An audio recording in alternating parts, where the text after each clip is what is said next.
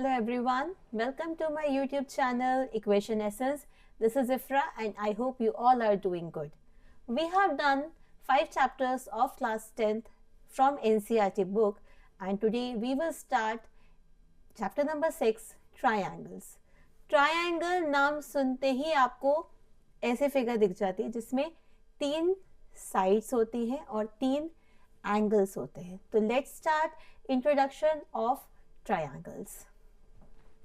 सबसे पहले मैंने यहाँ पर ऑलरेडी डेफिनेशन लिख रखी है. A closed figure with 3 sides. एक क्लोज फिगर जिसमें कितनी साइड होती है? 3 साइड होती है.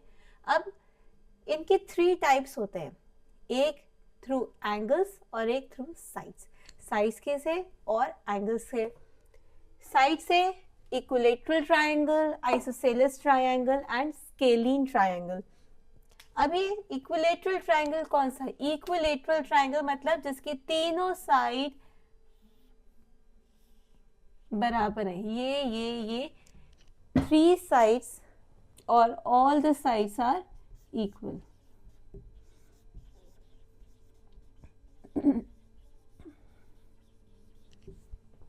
आइसोसेलेस ट्रायंगल जिसमें एनी 2 साइड, कोई सी भी 2 साइड इक्वल है.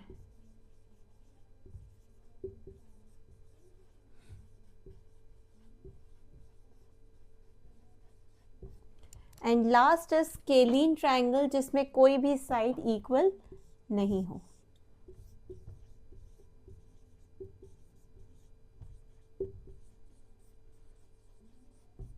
तो ये टाइप्स ऑफ ट्रायंगल हुए उनके साइड से.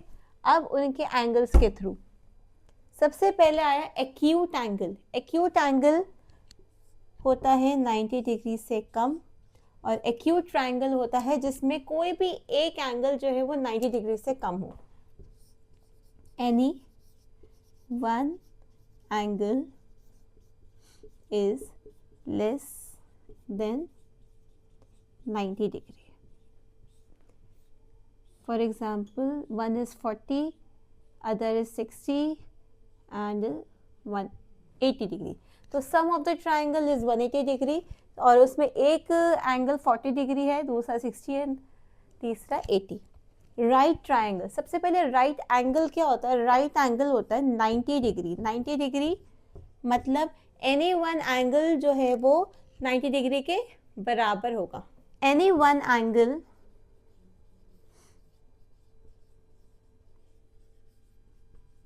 is equal to 90 degree. कोई सा भी एक एंगल 90 डिग्री के बराबर हो उसे हम कहेंगे राइट ट्रायंगल. बाकी दोनों कोई से भी कितने भी डिग्री के होते हैं वो कोई मैटर नहीं करता, लेकिन एक 90 डिग्री का होना ही चाहिए.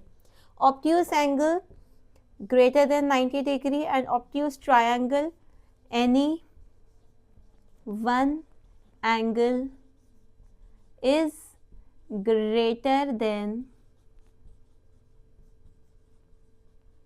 90 डिग्री.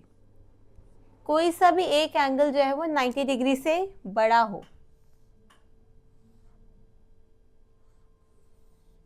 ये 110 और बाकी दोनों कोई से भी हो सकते हैं. So these are the types of triangle based on sides and angles. इस चैप्टर में 2 चीज़ें बहुत इंपॉर्टेंट है. एक है कॉन्ग्रुएंसी और दूसरा है similarity.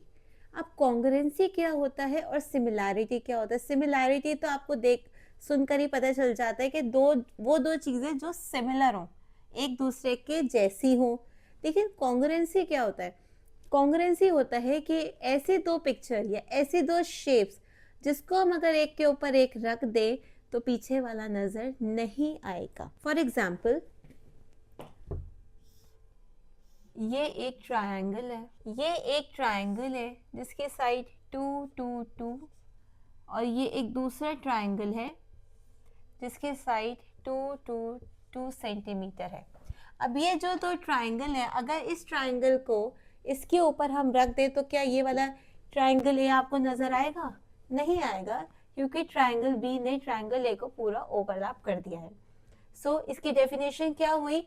Those figures that have same shape and size are called congruent figures. वो दो शेप या वो दो साइज जो इक्वल हो, इसमें by length, by angle, by anything, उन्हें हम कॉन्ग्रुएंट फिगर कहेंगे. सिमिलर फिगर, सिमिलर फिगर क्या है? जैसे कि मैंने आपको बताया था, those figures that have same shape, उनका शेप सेम होना चाहिए, आर कॉल्ड सिमिलर फिगर. जैसे एक हमने ये ट्राइंगल ले लिया, ये 2 है, ये 2 है, ये 2 है. एक हमने ये ट्राइंगल ले लिया जो 4 4 4. ये दोनों के शेप एक जैसे हैं, ये भी ट्राइंगल है, ये भी ट्राइंगल है. It means these both are similar figures and A and B are congruent figure. अब इसको अगर हम प्रूव करेंगे तो हम ए को कॉन्ग्रुएंट जब बी के प्रूव करेंगे तो उसका साइन हमारा होता है ये. और जब सिमिलर करेंगे, for example this is A and B, तो उसका साइन होता है खाली ये. कॉन्ग्रुएंसी का साइन ये होता है और सिमिलर का साइन ये होता है.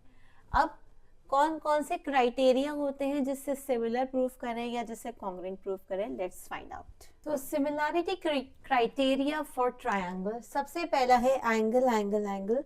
For example if we have two triangles, triangle A B C and triangle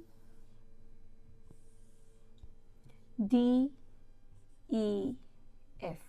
ये हमारे पास दो ट्राइंगल है, triangle A B C and triangle D E F, और ये उनके एंगल्स हैं.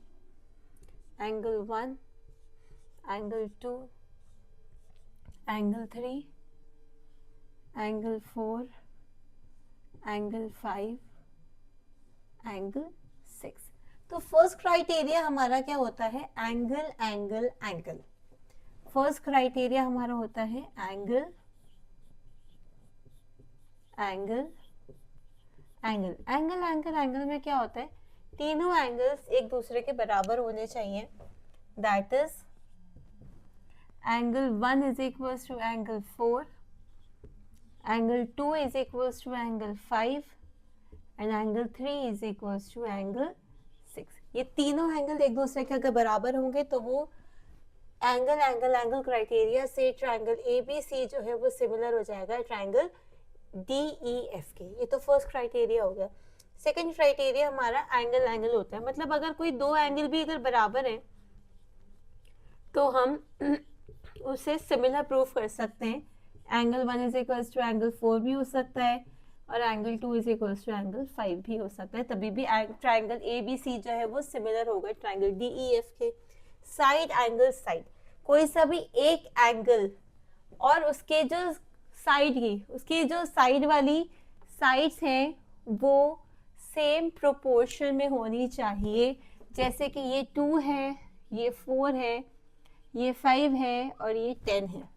जैसे साइड मतलब A B upon D E is equals to A C upon D F होनी चाहिए अगर angle 1 is equals to angle 4 है. Angle 1 is equals to angle 4 है तो उसकी जो साइड वाली दोनों साइड्स है वो दोनों सेम प्रोपोर्शन में होनी चाहिए. A B upon D E is equals to 1/4 और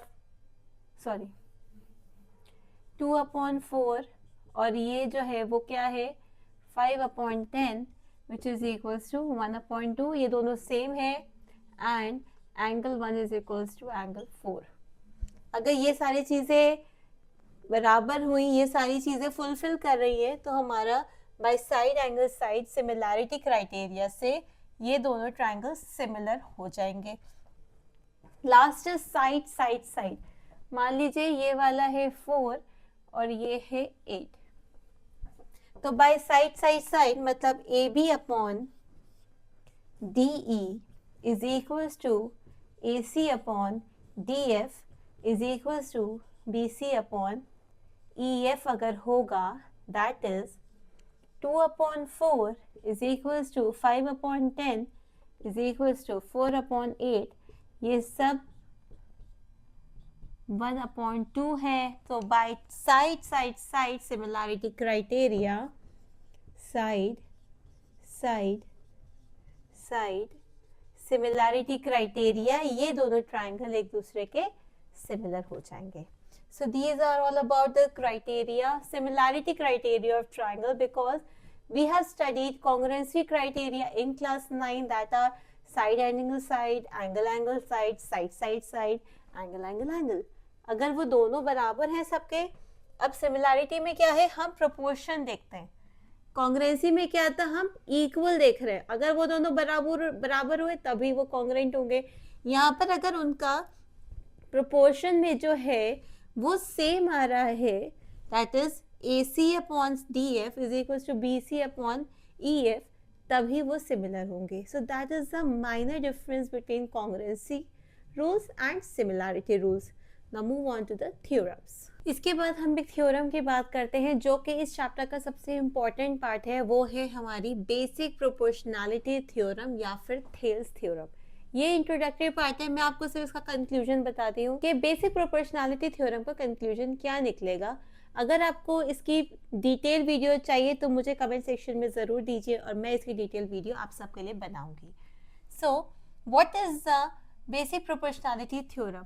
प्रोपोर्शन में कोई भी दो साइड्स, एक ट्राइंगल है, अगर उस ट्राइंगल को एक लाइन ने, जैसे PQ एक लाइन है, उसने इन दोनों साइड को इक्वली कट करा है, या फिर वो जो लाइन है वो BC के पैरेलल है.